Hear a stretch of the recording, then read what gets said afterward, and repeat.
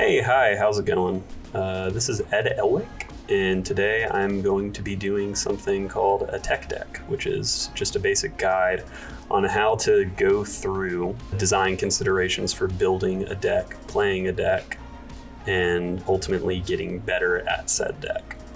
The reason I wanted to do this is because Konami specifically has decided to start this Rookie and Returner Mutual Follower campaign. What it is you, if you haven't played Master Duel in a while, can sign into your account and enter this code. Or if you're a new player, you can also do this. And they'll give you a free structure deck for a deck called Swordsoul. This is very interesting because not only does it have a lot of very good generic cards such as Chalice, Dark Hole, Cosmic Cyclone, but it actually contains the entire core of the Swordsoul strategy, which is honestly a really good deck to learn the game with. I think it's a little intimidating to players who are newer to the game simply because it kind of looks like a combo deck that has a lot of important steps, but in reality the deck is actually pretty straightforward and aims to end on the same board almost every single time. So with all that said, feel free to use this code. You'll get a free structure deck, and we'll see what happens. I want this to be a resource that encourages new players to be able to jump into the game and have some kind of understanding to work with. This is the first time I've done anything like this before. Just thought I would do it as a one-off. If it's well-liked, maybe I'll consider doing it for other decks, but for now, we'll start with deck building. So first things first, once you get the structure deck, you're gonna want to create a new deck. So I've gone ahead and made this empty canvas for us to work out of. And what I'm going to do is I'm going to break this down into 3 steps. First, we're going to assemble the core. The core of this deck is going to look the same for the most part. There might be some variation across decks in terms of the number of copies that you're gonna be playing. My aim is to give you bare bones. I think you need to be playing these cards at these ratios to start with. As you get more comfortable with the deck, feel free to explore other ratios and see, how it suits your play style. So for now, I'm gonna talk through each card as we go through it. So Swordsoul. What is Swordsoul? Swordsoul is a powerful mid-range deck that looks a lot like a combo deck, but actually aims to put up a pretty consistent end board that will look the same across a lot of games and end with a suite of hand traps to interact and interrupt your opponent on their turn. How does it do this? Great question. The way it does this is it actually relies on these cards, the Swordsouls, to basically be the playmakers. Of all of the playmakers, this particular Swordsoul, Moye, is the best one. It reads that if this card is normal or special summoned, you can reveal 1 Swordsoul card or 1 worm monster in your hand, and special summon 1 Swordsoul token, a worm, tuner, water, level 4 with 0 attack and 0 defense. So what this does is when you summon it, it creates the token, and then all of a sudden you have 8 levels and a tuner, and that allows you to immediately synchro summon into a level 8 synchro monster. That's typically going to be something like the Grandmaster Shisha. So for that, we're going to go ahead and throw in 3 copies of this. This is the best card in the deck. It's the card that you're going to want to see every turn. Because of that, we're going to try and find more ways to get to this card. The next best Swordsoul is probably this one. It's Swordsoul Strategist Long Wand. The way this card works is you can discard 1 other Swordsoul card or 1 other worm monster and special summon this card from your hand. Then you can special summon 1 Swordsoul token. It's another level 4 token that's treated as a tuner. This card allows you to make level 10 synchros, such as the Supreme, Sovereign, Swordsoul, Shengang. For that reason, we're going to be playing 3 of Long Wand. You are going to be aiming to see 1 or both of these every game at the beginning of your turn. These are probably the best starters that you have in your deck, outside of some other starters that we'll get to a little later. The last Swordsoul that we're really going to be considering is Swordsoul of Taya. This card on its own is not very strong. It is more of a follow-up play. So if the game goes past turn 1, turn 2, this is the card that you're going to want to be summoning instead of the Moye to kind of continue playing the game. It reads that you can banish one Swordsoul card or one worm monster from your graveyard, which is why this is something that we want to see on turn 3 onwards. You can special summon the Swordsoul token, level 4, 0/0 tuner. It allows you to make another 8, and for that reason, it's the best follow-up you're going to get. We typically would play 2 of these. On top of all of these cards' first condition that summons the token, they all have a secondary condition that's fulfilled when they're used as a synchro material, and all of them create the token that they need to be able to synchro summon. So when you synchro summon with Moye, you're going to get to draw an additional card. When you synchro summon with Taya, you're going to get to bin one Swordsoul card or one worm monster from your deck to the graveyard. And when you synchro summon with Longwan, you're going to inflict 1200 damage to your opponent. These all apply on the synchro summon. So it's worth understanding that these cards do a little bit more than just generating the token. Outside of that, the only other main deck monster of the Swordsoul line that we're going to be considering is this card, Incredible Ecclesia. This card reads that if your opponent controls more monsters than you do, you can special summon this card from your hand. This is great if you're going second because it doesn't cost your normal summon. You can only special summon Incredible Ecclesia once per turn this way. Then it reads this following effect. During the main phase, you contribute this card and special summon one Swordsoul monster or Fallen of Albaz from your hand or deck. That allows us to special summon Moye immediately from the deck, and hopefully we have a Swordsoul or a worm to be able to initiate plays. So this functionally acts as 2 more copies of Taya Moye. Some people do play 3. When I was first playing this deck, I would recommend playing 3. I think 2 is essential for now. Again, the goal of this is to give you the bare bones core of what you need to be considering. And then we'll expand out from there. Outside of that, we'll move into some of the Swordsoul spell traps that you need to be considering. Swordsoul Emergence is our reinforcements of the army for the deck. The way this card works is when you activate it, you can add one Swordsoul monster from your deck to your hand. Or if you control a synchro monster, you can add one worm monster instead.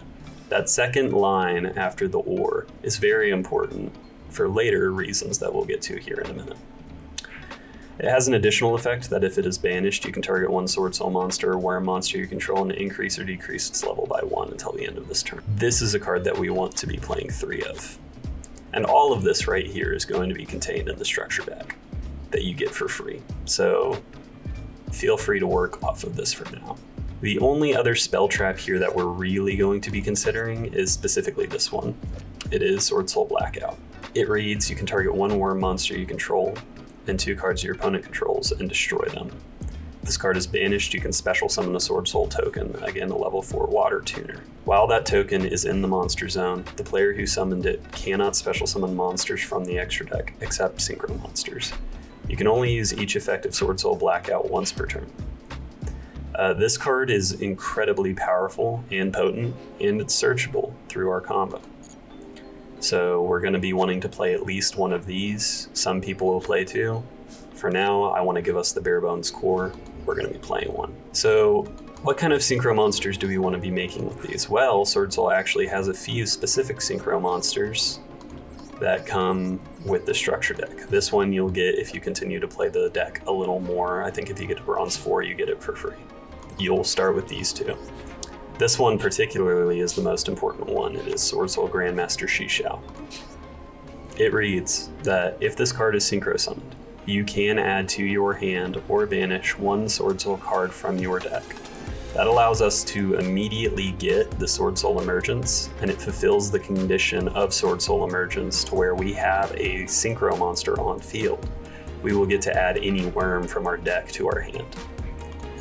It also allows us to search for Blackout. You can also, in a pinch, search for a Longwan to extend from here, but in most cases, we're going to be wanting to get either Emergence or Blackout because Emergence can also get you the Longwan. Its second effect is Quick Effect. This means that you can activate it on your opponent's turn.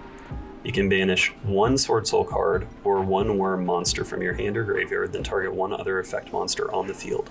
Negate its effect until the end of the turn. This is incredibly strong ability. It acts in the same way that something like an Effect Veiler or an Infinite Impermanence would in negating an opponent's monster effect. Monster effects are the most common effects that will be activated in Yu-Gi-Oh! And so this actually will see a lot of play. Your main combo is going to be normaling Moye, specialing the token, synchroing into Shishao, and then on resolution, when Shishao is synchro summoned, you will get to add your Swordsoul card from your deck to your hand and activate Moye to draw a card. Moye will draw you a card, and then you can add probably Emergence or Blackout depending on the hand. This is an incredibly powerful and consistent tool to use in the deck's arsenal. But what about Long One? What are some of the level 10s we want to make? Well, Swordsoul Supreme Sovereign Shengying is about as good as a level 10 can get. It reads that for each banished card, this card gains 100 attack and defense, and monsters your opponent controls lose 100 attack and defense. If this card would be destroyed by card effect, you can banish one card from your graveyard instead. And then, if a card is banished, except during the damage step, you can banish one card each from your opponent's field and graveyard. You can only use this effect of Shengying once per turn. This is an incredibly powerful toolbox card. A lot of the time, your in-board is going to look like a Shengyang with a Shengying or another level 10. And Shishao actually triggers the condition for Shengying to banish a card from field and graveyard. So you can negate an opponent's monster effect, and then in a new chain, Shengying will activate to banish both a card on their field and engrave. Incredibly powerful. I believe it's non-targeting. That gets around a lot of protection in Yu-Gi-Oh! A lot of cards have protection from being targeted. They aren't protected from this. Very hard and difficult card to out. You can't even summon like a 3000 attack monster and attack over it because it has that effect gain. Very versatile boss monster. The last Swordsoul card that we're going to be looking at for this part, or portion of the video, is Swordsoul Sinister Sovereign Qixing Long One. A lot of people refer to this card as Evil Long One. This is Good Long One, Evil Long One.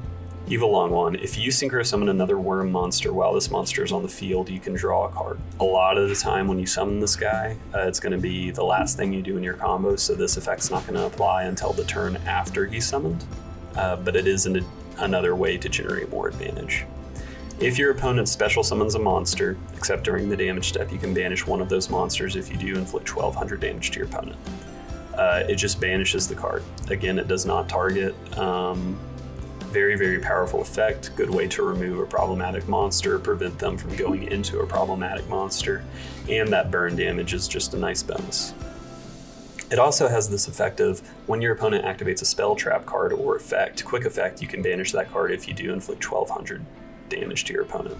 You actually can use both of these effects in the same turn, but you can only use each effect once per turn. That allows you to really deal with, if it's a specific type of card, like a continuous spell trap or a field spell, you can actually prevent that effect from activating because those cards have to be on the field in order for their effect to resolve. It's a very unique rule in Yu-Gi-Oh! It's very frustrating. If you want more info on that, look into does MST negate. You'll find a lot of dialogue for that on YouTube or on incredibly powerful tool. You won't have access to him immediately, but you will get one copy of him once you reach Bronze 4. Highly recommend this card. Cannot express how strong it is. With all of that said, we're going to move into the second portion of the deck, and that is the Tenyi portion. So I'm going to start by searching for Tenyis. So first things first, we're going to start with Ashina. Ashina is the best Tenyi in the deck by a lot. This card reads that if you control no effect monsters, you can special summon this card from your hand. Awesome. All of the Tenyi spirits have this effect. It then reads, if you control a face-up non-effect monster, you can banish this card from your hand or graveyard. And then special summon one Tenyi monster from your deck, except Tenyi Spirit Ashina. Also, for the rest of the turn, you cannot special summon monsters except worm monsters. This is very important. As we get a little further into the building, if you begin the turn with a Tenyi Spirit Ashina line, you are going to be prohibited from accessing specific extra deck monsters that are very powerful and very common. Keep this in mind. It's something I forget about constantly with this deck. But this is one of the best starters in the deck. If you don't have access to a Moye, this is probably the next best card you want to see. For that reason, we are going to be playing 3 of it. Very powerful. It's at the rarity in Master Duel as well, so you can craft this very quickly. I believe you get free copies of it later. I could be wrong about that, but it is well worth the rare dust. There may not be a better rare craft card available to you. We will now move into the next best Tenyi, which is Vishuddha. Vishuddha reads, again, it has that Tenyi effect of if you control no effect monsters, you can special summon this card from your hand. And then if you control a face-up non-effect monster, you can banish this card from your hand or graveyard, target one card your opponent controls, return it to the hand. Very important to note here, non-effect monsters, there is a specific one we are going to be using, which is Monk of the Tenyi. It just requires a non-link Tenyi monster, so either Ashina, Vishuddha, any of these Tenyi spirits, you can make Monk, and it's a non-effect, so it allows you to immediately activate their second effects. But the Swordsoul tokens are treated as non-effect monsters, so you can also apply their effects when you have a token as well, and that gives you a lot of flexibility with your plays. For now, we're only going to play 2 Vishuddha. There is a debate as to playing 3. Again, I want this to be the core, bare bones, minimal base for you to work out of, and then as you continue playing and experimenting, you will be able to more confidently say, I want to be playing more of this card. I think for now 2 is fine. This is one of the best Tenyis in the game simply because it allows you to remove a problematic card from your opponent's field, and you're able to do this just off special summoning. So you can actually deal with a problematic card or like a negation before committing to like a Moye line, because it doesn't sacrifice your normal summon to do this. So we will absolutely be playing 2 of this. The next best Tenyi is this one, Tenyi Spirit Hara. Has the same Tenyi Spirit effect, where you can special summon it if you control no effect monsters. Then, if you control a face-up non-effect monster, again a token or the Monk of the Tenyi, you can banish this card from your hand or graveyard and target one of your banished worm monsters, except this card. You can add it to your hand. This is another one of those cards that is, some people consider playing 2, some people consider playing 1, some people consider playing 3. I think for our purposes, we're going to play 2. This card is also notably a tuner monster and a level 1 tuner. So if you have access to like a Vishuddha or an Ashina and an Adhara, you can actually make a level 8 here off of these cards. You can special summon Vishuddha from your hand and then normal summon Adhara, and that's a level 8 as well. There is some interesting combos you can do with that, but that's at the higher level. We'll get there later. The last Tenyi monster that we're really going to be considering from the main deck is Shithana. Shithana is really only played for a couple of reasons, a couple of very choice reasons in Swordsoul. One of the main reasons being it is a water. There are unique benefits to some of the tech choices for that a little bit later. Its effect reads that if a face-up non-effect monster you control is destroyed by battle or card effect, you can banish this card from your hand or graveyard and then target one of the destroyed monsters, special summon it. Then you can destroy one monster your opponent controls. So what this allows you to do, also this is non-targeting removal, which is very, very nice. But what this allows you to do is, say you end your turn with like a Monk of the Tenyi on the field. If they attack over this Monk of the Tenyi or they dark hole it or something, you can banish the Shithana from your graveyard and reborn your Monk of the Tenyi and immediately pop something on their field. It's very strong. It's worth considering. The other main benefit of it is sometimes Moye will be destroyed.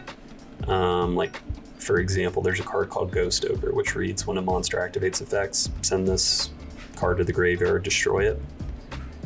It will still summon the token, and then you have a level 4 tuner token and a level 4 here, and it allows you to extend back into the Shishao. Highly flexible card, definitely worth playing. As for Monk, I personally like 3 Monk. For our purposes, we're only going to have 2 for now. I want this to be bare bones. We'll go more into tech choices a little bit later. Shaman of the Tenyi is also kind of mandatory. I believe there's a way to get it free in the returning campaign currently. I don't know the exact requirements for it.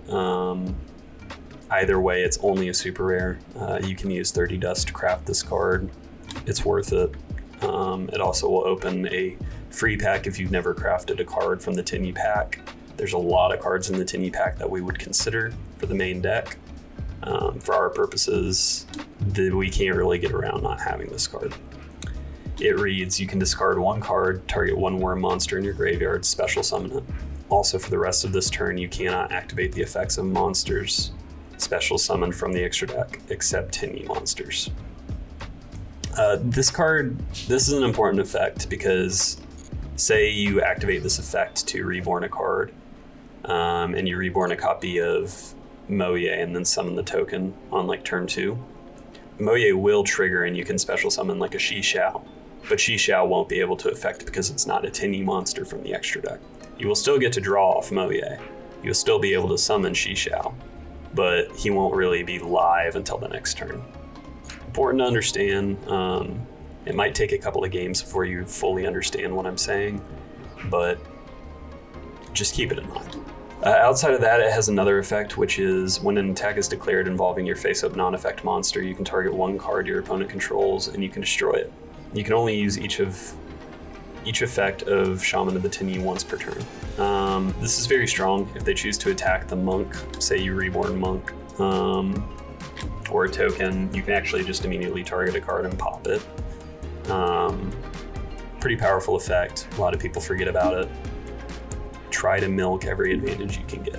This is an additional card we would want to play, but we'll get into it a little bit later once we get into some of the tech choices for the extra deck. With all of that said, this is pretty much the core of what we would want to play, and we'll go ahead and cover some of the tech choices that are available. One such tech choice is Heavenly Dragon Circle. This actually allows you to dodge some problematic cards with Moye. So activate Moye and they try to infinite impermanence or effect Veiler it, you can tribute the Moye away and add a worm from your deck to your hand. If you tribute a non-effect monster, say you tribute a Monk, you actually can add, you can special summon the card instead, but its effects will be negated. As a secondary effect that's very nice, during your main phase, if you control a face-up non-effect monster, you can banish this card from your graveyard, add a Tenyi card from your deck to your hand. It's just a very powerful consistency piece. For our purposes, we're going to play 1 of these for now. Not essential by any stretch of the word. It's just a comfort card. Some people don't even play it. I would consider 1 for now. Swordsoul has an additional card in its archetype that is worth considering. It is the Swordsoul Sacred Summit. It allows you to target a Swordsoul in your graveyard, or if you control a Synchro monster, you can target 1 Worm monster instead and special summon it. And then if it's banished, you can target 1 Swordsoul monster or Worm monster you control, increase or decrease its level by 1. It's just a monster reborn. It's searchable off Shishao. If you're trying to save dust, you can consider playing either of these. For our purposes, I want to give you the bare bones one, so I'm going to keep it at the core right now. And that pretty much covers the main deck core. These are the core cards that you absolutely have to be playing if you want to be able to have a successful Swordsoul deck. But you may notice 22 cards and 6 extra deck cards does not make a deck. So what are we going to do to change this? Well, we have a couple of decisions to make. First of all, and this is imperative for your success. You need to understand that while this is a powerful tool, the reason Swordsoul was successful was actually because of a card that was not even Swordsoul.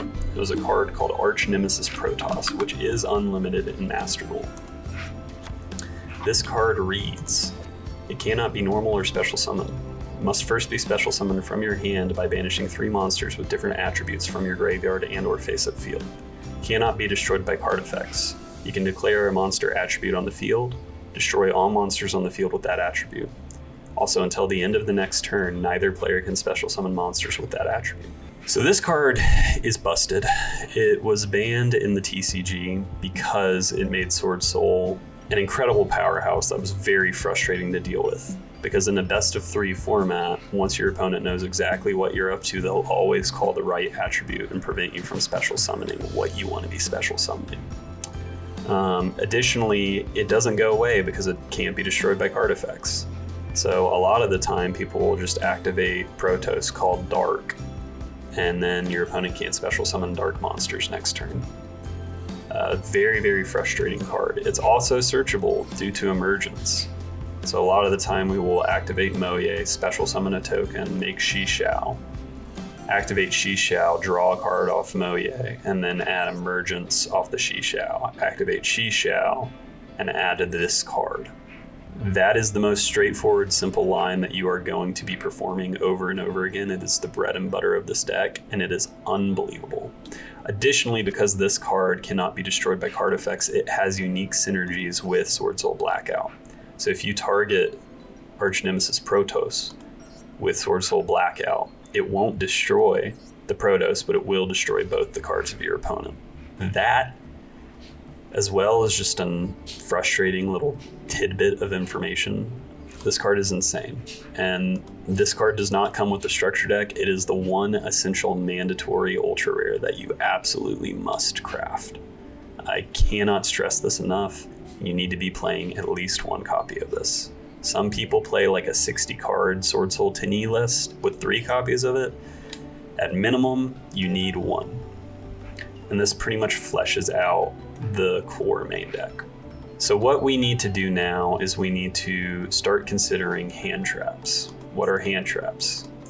Hand traps are a series of cards that immediately interact with your opponent on their turn by fulfilling different conditions. I have actually saved a bunch of them here to show you what some of them are. Swordsoul likes to play a bit of a hand trap game, a game where it actively builds an impressive board, but then backs it up with a series of hand traps that interrupt your opponent's ability to play the game. In Master Duel specifically, the best hand trap in the game is this one, Maxi. If you're wanting to be successful in Yu-Gi-Oh in the long run, I cannot stress the importance of crafting 3 copies of Maxi and 3 copies of Ash Blossom as quickly as you can. These cards are cards that you're going to be putting in every deck that you own. Simply cannot overstate how important they are. Maxi reads that, quick effect, you can send this card from your hands to the graveyard this turn. Each time your opponent special summons a monster, draw a card. In Yu-Gi-Oh, it's pretty common to special summon about 4 to 5 times a turn. Sometimes you special summon significantly more. Against the right deck, which is most decks in Yu-Gi-Oh, this is effectively a turn ender, or your opponent has to go for game that turn. It's a very frustrating card to deal with, which is why we have Ash Blossom and Joyous Spring, one of the most ubiquitous cards in Yu-Gi-Oh! It reads, when a card effect is activated that includes any of these effects, quick effect, you can discard this card and negate the effect. Add a card from deck to hand. Special summon from the deck. Send a card from the deck to the graveyard. You can only use this effect of Ash Blossom and Joyous Spring once per turn. Ash Blossom is very, very strong because it negates a lot of effects. It could negate a Swordsoul Emergence. It also can negate a Maxi and plays around Maxi. You can activate this on your turn if your opponent activates Maxi. For that reason, these are the 2 most played cards in Yu-Gi-Oh! And specifically in Master Duel. Maxi is banned in the TCG. In Master Duel, it lives, it thrives, and it's oppressive. So what we want to be doing is we want to be abusing it as well, and we want to be playing Ash Blossom to counter it so it can't be used against us. Outside of that, we want to fill in some of these other slots with some more generic hand traps and some cards that specifically beat Maxi. One of the best hand traps in the game is Nibiru the Primal Being. You can actually access this from a couple of bundles. You can get a lot of these from a few of the bundles that are in the shop, the special bundles under the special tab. We're only going to be playing one copy of this card, and I'll go over what it does real quick. During the main phase, if your opponent normal or special summoned 5 or more monsters this turn, quick effect, you contribute as many face-up monsters on the field as possible. And if you do, special summon this card from your hand. Then special summon 1 Primal Being token to your opponent's field. And it gains the attack and defense of the combined original attack and defense of all of the tributed monsters. You can only use this effect of Nibiru the Primal Being once per turn. This is probably the best equalizer in the game. If your opponent works towards building a crazy board of monsters, they typically have to go through and cycle through a bunch of monsters to do that. If they're not respecting Nibiru, this can effectively end their turn immediately. Additionally, if you have successfully resolved a Maxi, there's a pretty good likelihood you're eventually going to draw into a Nibiru, and that Nibiru will be live. So we do want to play one copy of this. Outside of that, the last hand trap that I think is very important that a lot of people should be working towards acquiring is this card right here, Infinite Impermanence. We're going to put 3 copies in here for now. It reads, you can target 1 face-up monster your opponent controls, negate its effects until the end of this turn. Then if this card was set before activation and is on the field at resolution for the rest of the turn, all other spell trap effects in this column are negated. This last important line is the reason why this card is very strong though. If you control no cards, you can activate this card from your hand. If you lose the coin flip and you are going second, this is a card that you can immediately activate to negate your opponent's play starter. For example, if your opponent normal summons a Moye and reveals a worm for its effect, you can activate this from your hand and negate the Moye. And a lot of the time that will actually prevent your opponent from being able to continue comboing off. Extremely powerful card. You want to get 3 copies of it. You can get 1 guaranteed from a bundle. There are additional options that you can be playing, but I would highly recommend and prioritize getting these cards because these cards are cards you're going to be playing in every deck. As for the last cards, we want some more cards to beat Maxi specifically. We only have 3 cards in our deck that does that, and we do special summon a good amount of cards. So we're going to play 2 copies of Called by the Grave and 1 copy of Crossout Designator. I'll go through what these do now. Called by the Grave, target 1 monster in your opponent's graveyard, banish it. If you do, until the end phase of the next turn, its effects are negated, as well as the activated effects and effects on the field of monsters with the same original name. It is a quick play spell, which means you can chain it to the activation of an effect. So if your opponent, say, activates Maxi on your activation of Swordsoul Moye, you can chain from your hand Called by the Grave and banish the Maxi, negating its effect, and continue to go off. If they choose to Ash Blossom and Joyous Spring your Swordsoul Emergence, you can chain Called by the Grave, targeting Ash Blossom and Joyous Spring, negating its effect and getting to search off the Swordsoul Emergence. Very, very important card. Again, another one of those staples that you're going to want to be playing pretty much any deck that you play. Crossout Designator is similar to Called by the Grave. You can declare 1 card name, banish 1 copy of that card from your main deck. If you do, negate its effects, as well as the activated effects and effects on the field of cards with that same original name until the end of the turn. If they go to activate Maxi, you can activate Crossout Designator, banish a copy of Maxi from your deck, and that will negate their Maxi. Same thing with Ash Blossom, same if they try to Nibiru the Primal Being. Nibiru does not discard to activate, so Called by the Grave does not beat it. This is really our only insulation against Nibiru. Hopefully they don't Nibiru you, but if you do get Nibiru, you have the Tenyi Spirits, which can play with tokens, so you'll still likely be able to play a little bit. And that pretty much wraps up some of the core hand traps and protection pieces that we want to be playing, but we still have 4 slots. And this is kind of where we can start teching different cards. Some people would want to play something like a Harpy's Feather Duster. I'm not particularly a huge fan of that card. There is a bundle for Effect Veiler. You could get a copy of Veiler, play it there.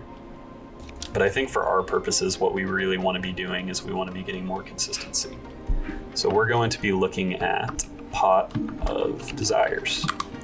This is a super rare card. You can only play one copy of it in the deck. It reads, you can banish the top 10 cards from your deck, face down, and draw 2 cards. This is a card that you're going to want to play at the end of your combo. Once you've done everything you can do, activate this card, draw 2 cards. Maybe you draw into some hand traps, maybe you draw into something that allows you to continue extending from that position. It's a very flexible card, it's a very strong card. It's at 1 for a reason. I know at first look banishing 10 cards from the top of your deck sounds very scary because you can't get those cards back. But believe me, as you play this card, you're going to grow to like it a lot more. And that leaves us 3 particular slots for whatever we want to play. You could play an additional Vishuddha, you could play an additional Ecclesia, you could play the Swordsoul Sacred Summit, you could play the Heavenly Dragon Circle. If you have a Vessel for Dragon Cycle, you could play one of those. You could play more hand traps. One really good hand trap to look at is something like Troll and Lockbird. This card is an additional card that does beat Max C, but it can have negative consequences for you as well. It is another card that is effectively a turn ender. What it does is, if a card is added from the main deck to your opponent's hand, except during the draw phase, you can send this card from your hand to the graveyard.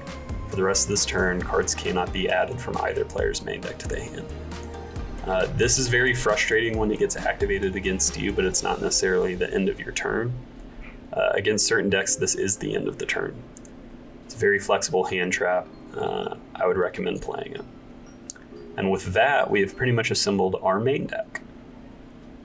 You're probably saying, but Ed, wait, we have 9 more slots available in the extra. What should we do with those? I'm glad you asked. Well, as you can tell, we're mostly playing synchro monsters. So we would probably want to look at those. So I'm going to start by filtering to synchro monsters.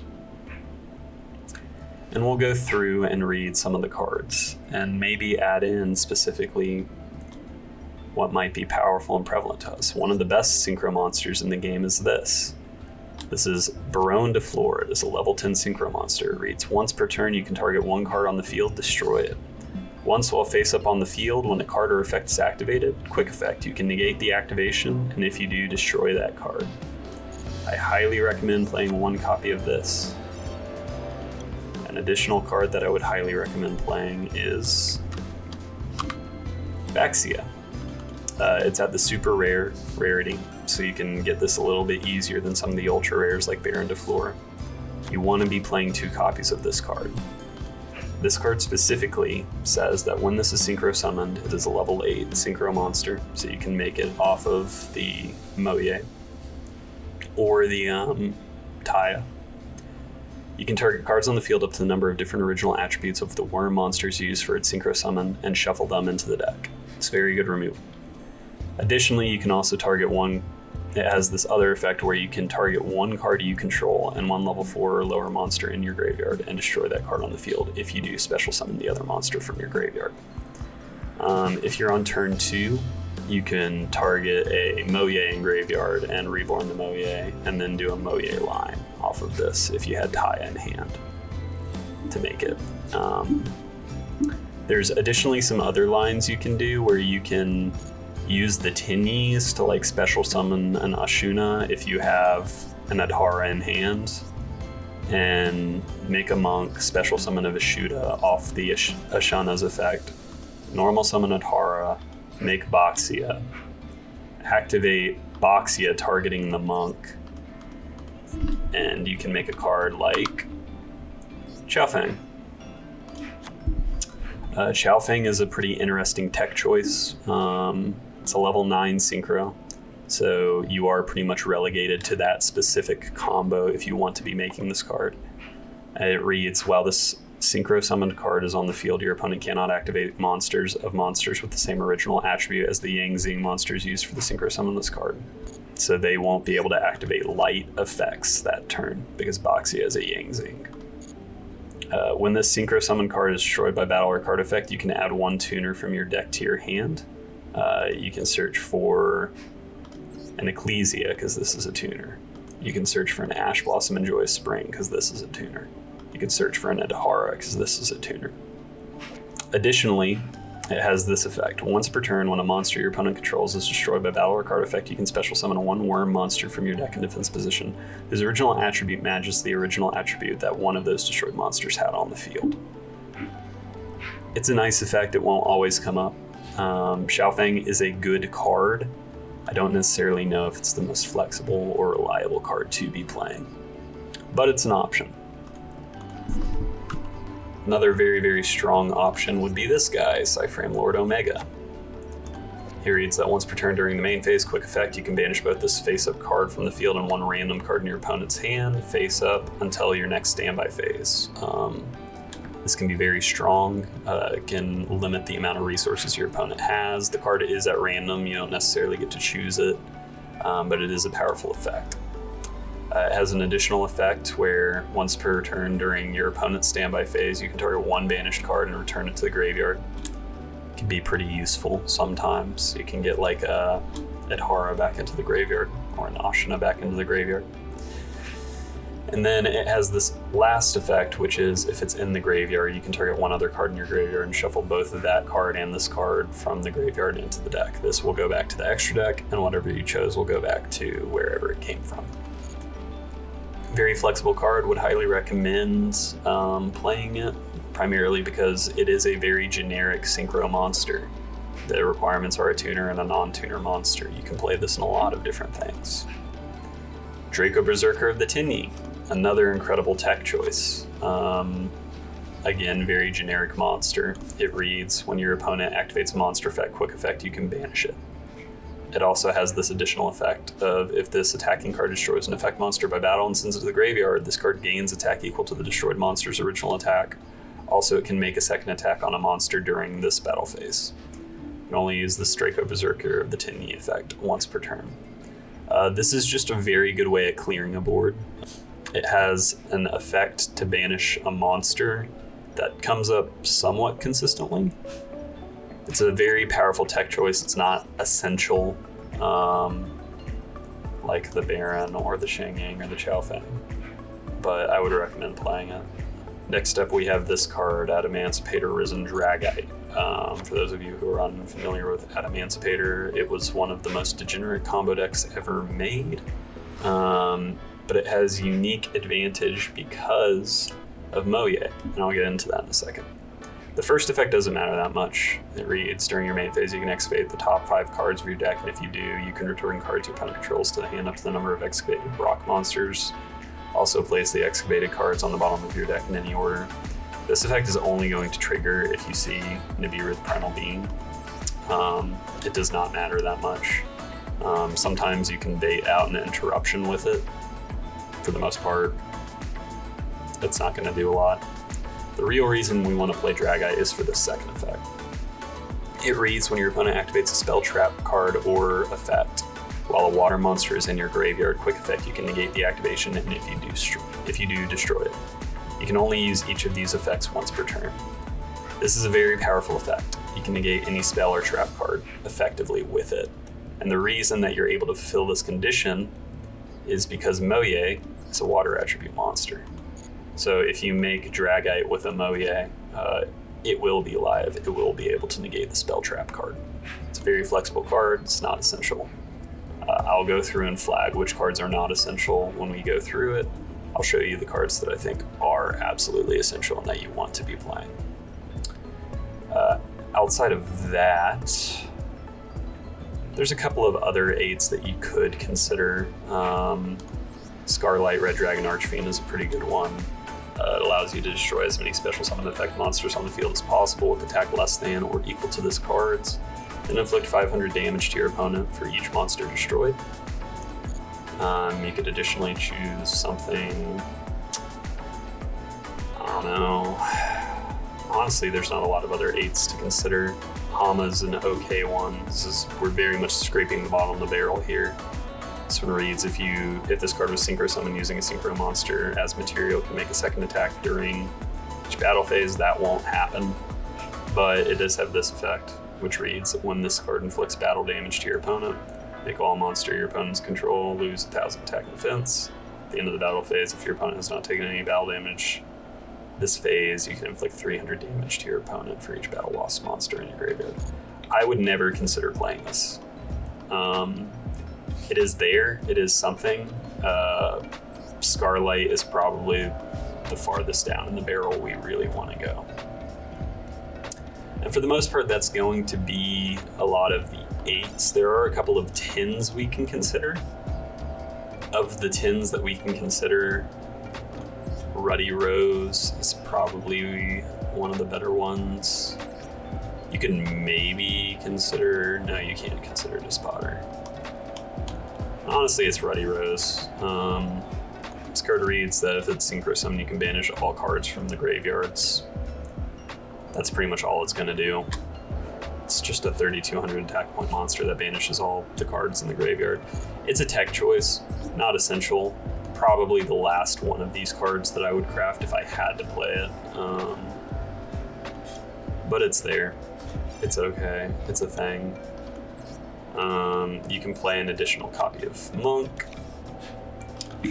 The last extra deck tech choice that I would consider is this guy, Yazi, Evil of the Yangtze. Yazi is a very powerful card. It's a level 7 synchro monster, so it would be a lot harder to make. It's not impossible. You can make it with like a Adhara and a Longwan. I don't know if I'd recommend it, but its effect is very powerful. Your opponent can't target on the field with effects. It's very good. It's hard to interrupt it that way. You can target a Yangzing you control. It's a Yangzing, and one card your opponent controls and destroy them. And then if this card is destroyed, you can special summon one worm from your deck in defense position. This effectively gets you to Moye if you're in a really desperate position. I don't know if I would recommend doing it, but you can consider it. It's at the super rare rarity, so again, it's a little easier to make. If it were me, I would probably cut the Chow Fang, and I would go in with something like this. Again, you probably want to play 2 copies of this card. I don't have it, a second copy. I don't have the dust to make it, but for our purposes, we can play something kind of akin to this. See how it goes. Quickly, we'll do some test hands just to see kind of like what we get. This looks not great, but it actually is a pretty powerful first turn hand. Ecclesia can send itself to the graveyard to get Moye. Moye will activate because we have Shathana. We reveal Shathana, it gets the token. We make She Shall, and then She Shall add Emergence and draw a card. Got a Nibiru. Activate Emergence. Search for, let's see, that's Light Water. Probably Longwan. Search for Longwan. Activate Longwan. Discard Shathana. Make Baron to Floor. Set Blackout. Set Called By. We have a Nibiru in hand, a Droll and Lockbird, a She Shall, a Blackout, and a Baron to Floor. So that's a monster effect negate, an Omni negate, 2 pops, Called by the Grave to negate a hand trap or a card that they send to their graveyard, a Droll and Lockbird to choke them out, and a Nibiru the Primal Being. Because we drew Called by, it also beats Maxi, so pretty effective. We'll try another. Incredibly powerful hand. Ash Blossom beats Maxi. Special summon Ecclesia. We actually can't because they wouldn't have a monster. We'd normal summon Ecclesia. Ecclesia for Moye. If they ash it, we can do an Ashina line. If they don't, we do the same thing. Draw the card, probably add Blackout. We got a Maxi. Activate Emergence, search for Longwan. Send Ashina to the graveyard for Longwan. Make a Baron. We can do a Tenyi line in between making the Baron and summoning the Long Wand token, because we'll have a token which is a non-effect monster. So we will be able to summon, say, like an Adhara, make a Monk, get back the Ashana for next turn. There's a lot we can do with this. This is actually a weaker hand. This hand would mostly amount to just normal summon Adhara, make Monk, set Blackout, hope Maxi and Droll Lockbird is enough. It's a pretty decent going second hand, not a pretty good going first hand. This is a very good hand for specifically the Swordsoul Tenyi, specifically the Tenyi half. The way it would work is you would activate Ashana, special Ashana, make Monk, activate Vishuddha from hand, special summon the Vishuddha, activate Ashana, special summon Adhara, and then with Adhara and Vishuddha we would have access to a level 8 Synchro. We would probably want to make Shishao. Shishao search for probably Long Wand. Search for Emergence, Emergence search for Long Wand, Long Wand. Activate Adhara, get back the Ashana, Long Wand away the Ashana that we got back, make a Baron, and then we have Baron, Shishao, set 2 and a Droll and Lockbird. It's decent. Awkward one, we would probably lead Baron. Actually, no, because we have Blackout, we would probably lead Shengyang, set the Blackout. It's pretty good. So we'll take this deck into ranked real quick, and we'll see how it goes. I'm currently in Diamonds, so we'll probably be playing some stronger players. We'll win the coin toss. Very good. You want to be winning the coin toss if you can. It is luck oriented. This deck plays a lot of hand traps in the event it doesn't win the coin toss. And this is an interesting hand in that it's not very ideal. How do we want to approach this?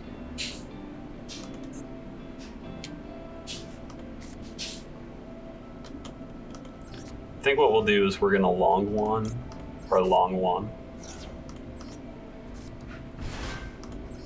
We'll summon the token.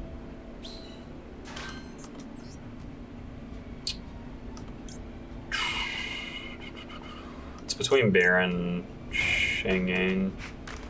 I think we're going to Shengyang just because we have Blackout. We could also have done Evil Long Wand, but I like Shengyang because it can protect itself and this effect will be triggered by Blackout. So I'll summon in defense position up here. Activate our 1200. We'll set the Blackout, and then we have a Nibiru and a Protos for follow-up.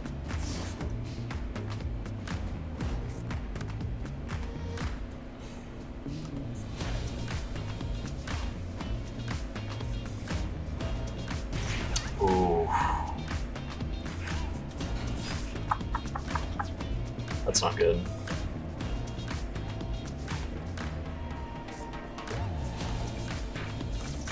South Starfrost.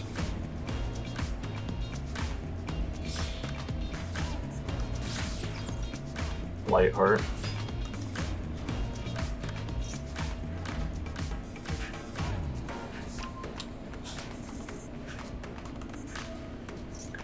So here we're going to do a pretty interesting...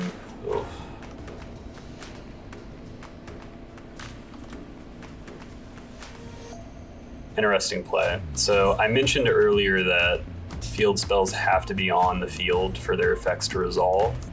So if I pop these two cards here,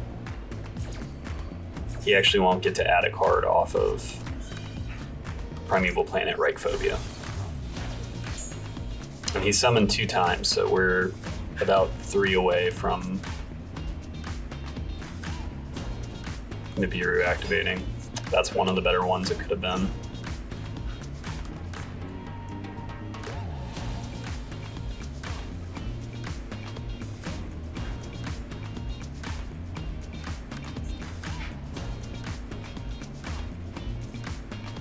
Is this at 1? It's not. What was the ad? Arrival. Yeah, that's very good. It's a level 10 synchro that's going to allow him to Baron to Floor.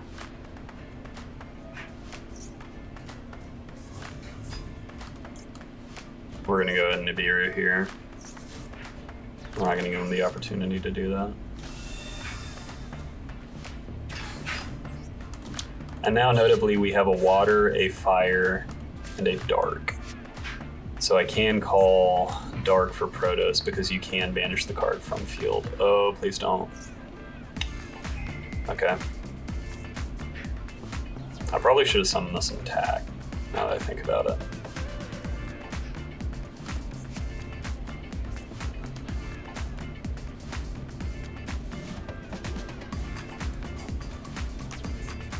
No.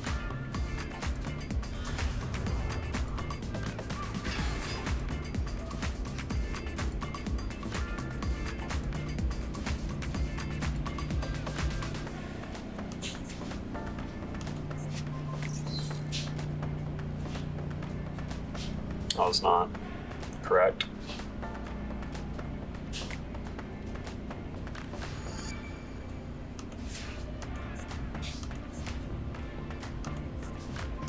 A little late. We need this to not be infinite impermanence.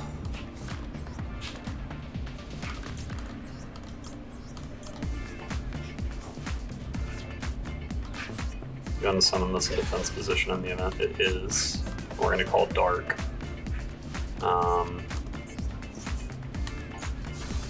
And now he's locked out of summoning dark monsters on his turn.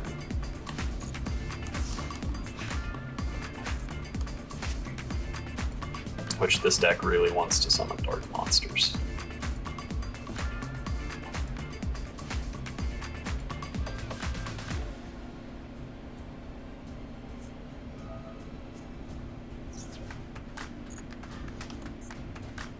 He has a Tri-Brigade package. That could be a problem.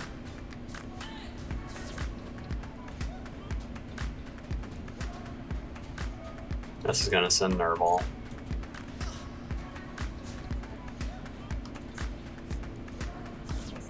Yep. Nerval's gonna add a Tri-Brigade.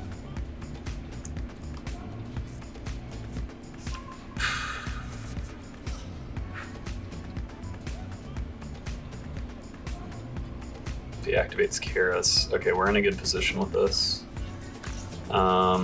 Hopefully the Maxi resolves, but if he has Called By or Ash, we are in a little bit of trouble. Yeah, Ash Blossom.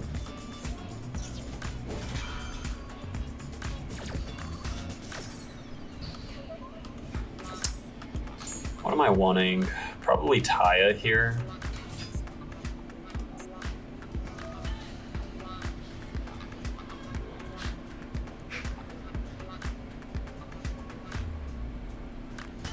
Shureg, I think, is an Earth. I think it will banish Protos. Which that kind of sucks. Oh, 3. Interesting. Rugal.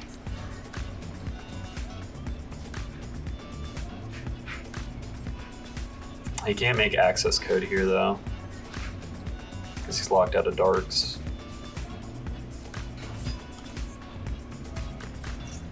Right card.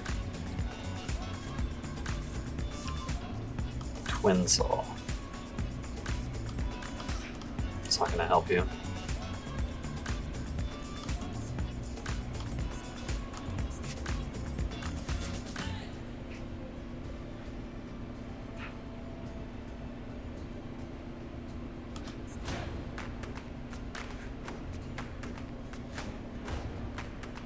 And this, by the way, is exactly why Protos is just a monster of a card. It's very frustrating to deal with if played properly. His deck plays a lot of very powerful combo pieces, but if we can continue to keep locking him out of dark monsters, I think we'll have a pretty good shot at winning this. That's one of the better cards we could have drawn. I'm gonna call Dark. This should turn off Twin Saw.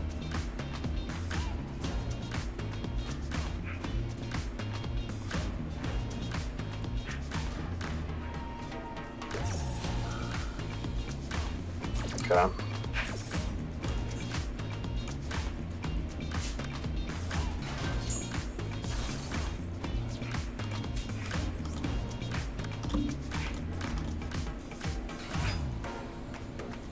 I don't know what this card is. We're gonna go for a tie here.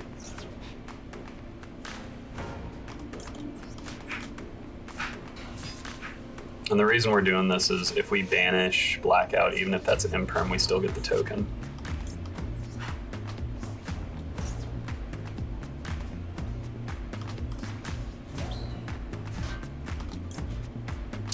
Do we want an additional token? I mean, might as well, right? It's free real estate. The only thing that like really owns me here is Nibiru, but I think it's worth. Axia.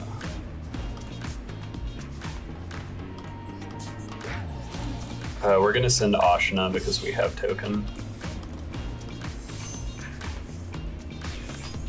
So we'll do Chainlink 1 Shishao, Chainlink 2 Taya. We typically want to protect the Shishao because the Shishao is the more important search.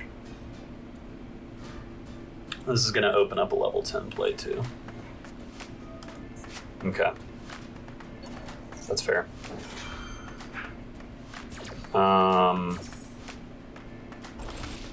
He did have the call by. He should have called by the Ecclesia when he had the chance. In that case, I'm going to add Emergence. One of the unique things here is that because we already have access to the token, what we can do is we can actually just grab the Moye and do this line. I'm actually going to go for Baxia here.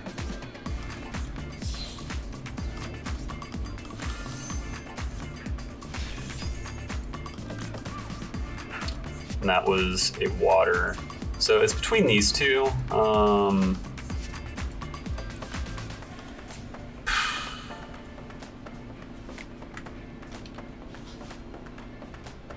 Until the end of this turn.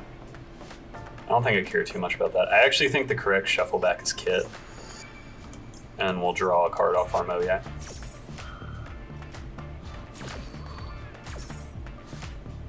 Ash Blossom is an incredible draw.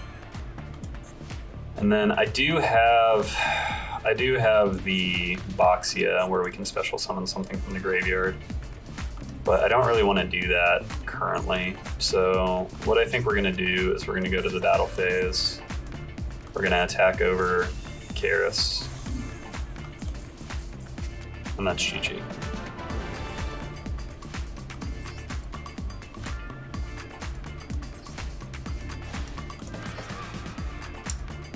And just like that explicitly shows why this is such a powerful deck. PROTOS can buy you a couple of turns to get to something that will allow you to play through whatever your opponent has. It did not look good when I had PROTOS and they negated my only card, Maxi. We got kind of lucky with the top deck, got Ecclesia, but we were still able to just grind through because of PROTOS. Being locked out of an attribute can be detrimental. Being locked out of an attribute as common as Dark is killer. We'll try playing one more, just to give you a little more understanding as to why this deck is very powerful.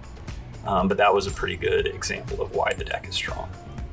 Here we're going second. What we're hoping for is a bunch of hand traps. And maybe a starter. Starters, remember, are Ashina, Moye. You can kind of get away with long one if you need to.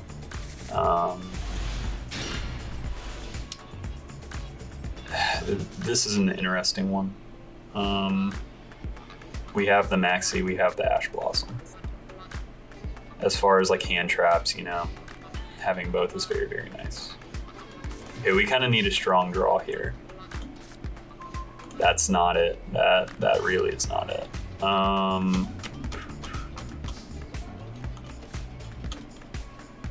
Activate. Make them all. No. I think what we're actually going to do here is we're going to set called by, and we're just going to pass turn. We're going to wait for him to commit, simply because if I were to commit to an Adhara right now, it would not be great. Long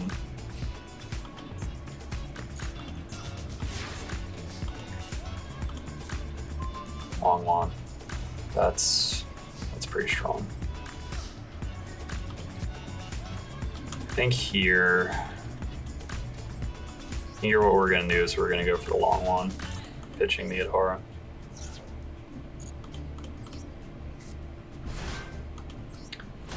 And I think this is actually a situation where I want to make evil long one.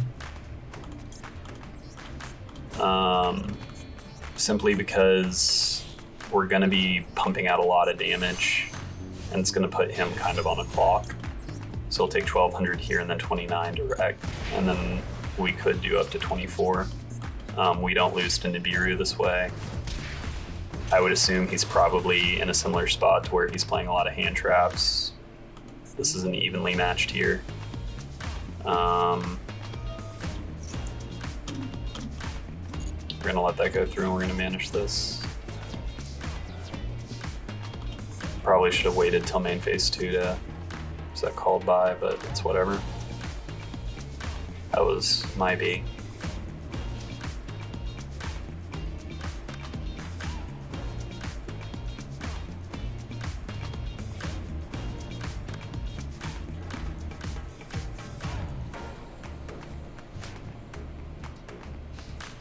Okay.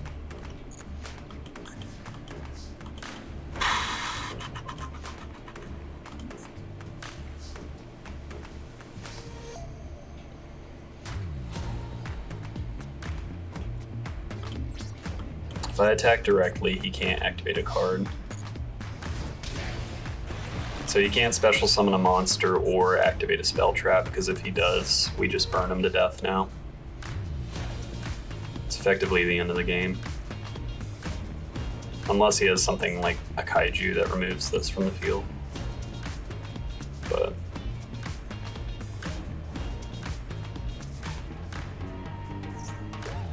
yeah, we'll do that. End of the game.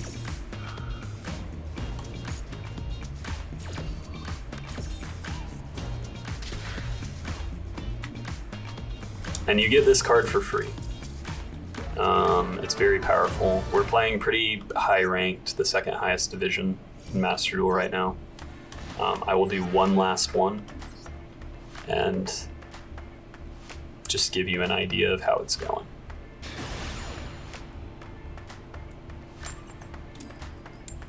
We won the coin flip, that's huge.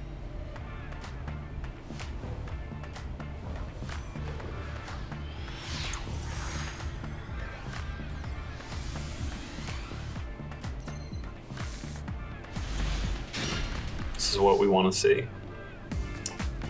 What we can do is we can actually commit to the Ashna line, but if we commit to the Ashna line, we won't be able to get Moye, or we won't get to Baron.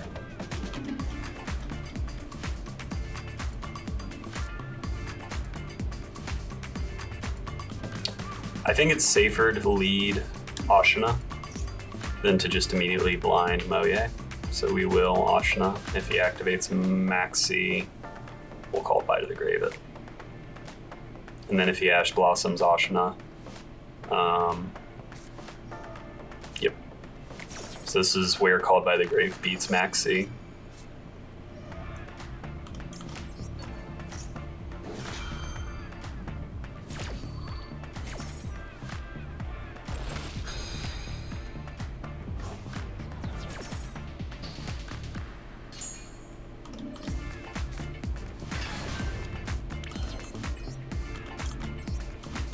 What we're gonna do here is we're actually gonna go for an Adhara line.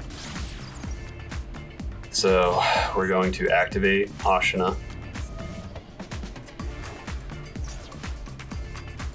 If he Ash Blossoms it, I'm gonna let it go through. I don't really have an interaction for it. Fine. It doesn't matter, we have another Moye, so Moye, she shall. We're good. We're golden. So now we can normal the Moye. We've effectively depleted him of most of his resources. Imperm and Valor are the only two that can really interact with us now. We'll make the she shall.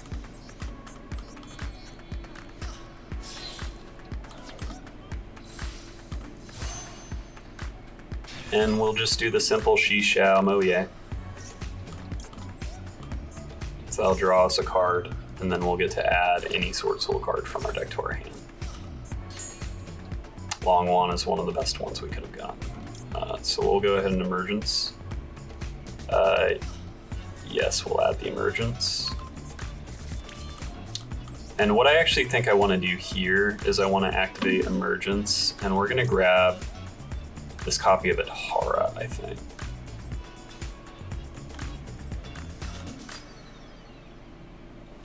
Firewater. And we could PROTOS. I think Adhara is a little bit better for the long run, though.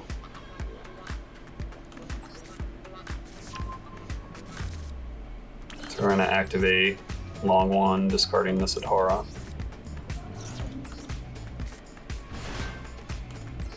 Special summon the token. We'll activate the Adhara. We'll get the Ashna back to our hand. Now we have Moye Ashna for next turn. And in this situation, we want the Baron to floor. Because we have the monster effect negate and she shall. Now we have an Omni negate and Baron to floor. And we'll go ahead and do our 1200. On top of that, we have Droll, if he tries to add a card from deck to hand. It's a very powerful end board.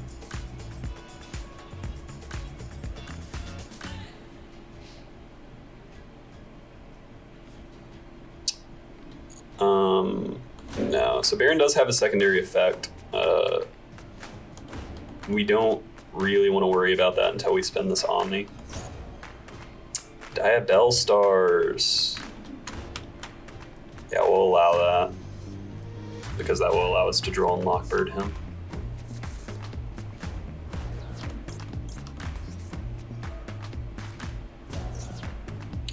Now for the rest of the turn, he can't add cards from his deck to his hand.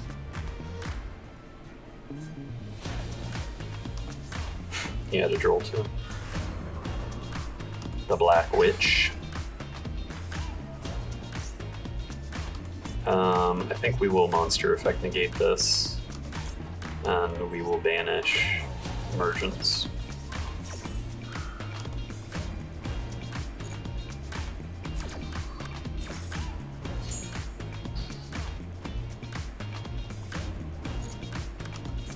That would, by the way, that effect that popped up would modulate levels. We have to negate this, unfortunately.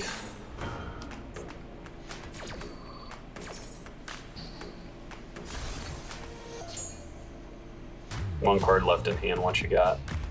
All right, he's gonna attack over our monk.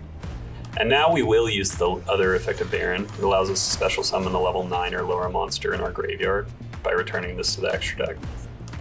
We'll actually reborn our Moye, and then we'll Moye Ashna that way. Another Ashna. So we'll activate. Target Moye.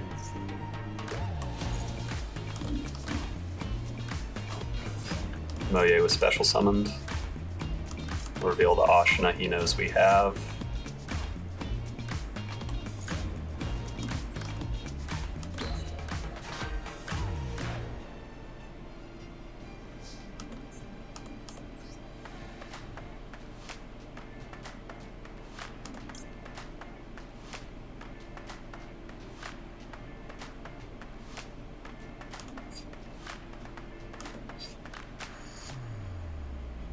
Let's think about how we want to do this. I kind of want to Boxia back this card, because this is going to shuffle it into the deck and we'll draw a card.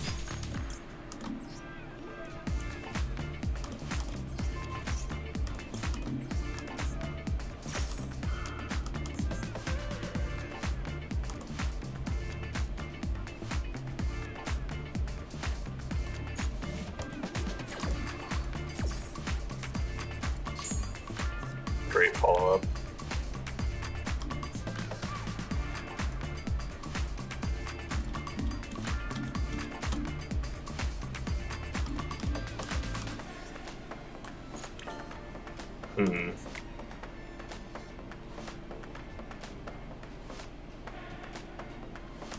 We could normal the Moye. I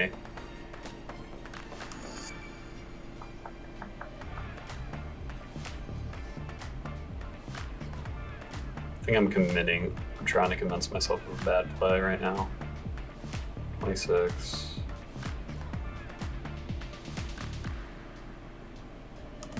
We'll just normal the Moye and go for lethal.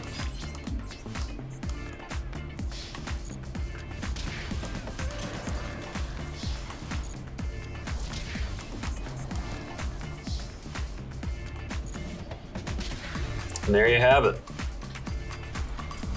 Exact lethal.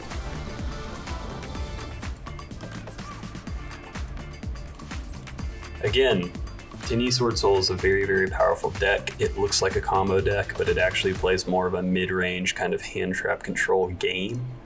It creates level 8 and level 10 synchros with the greatest of ease, and it uses the Tenyi half of the engine to support and sustain that.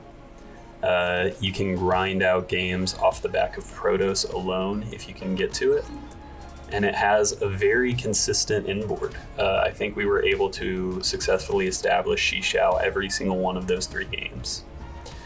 There's a lot you can do with this deck. There's certainly a lot of players out there who are a lot better than me at playing this deck, but I had never really seen like a video format breaking down deck building considerations, how to approach building the deck and explaining it card by card. So that was kind of the hope and the goal of this video. Let me know if you enjoyed it. Let me know if there's anything I can do to make this more informative or entertaining to watch. And in the meantime, I hope you have a great day. Catch you later. Bye-bye.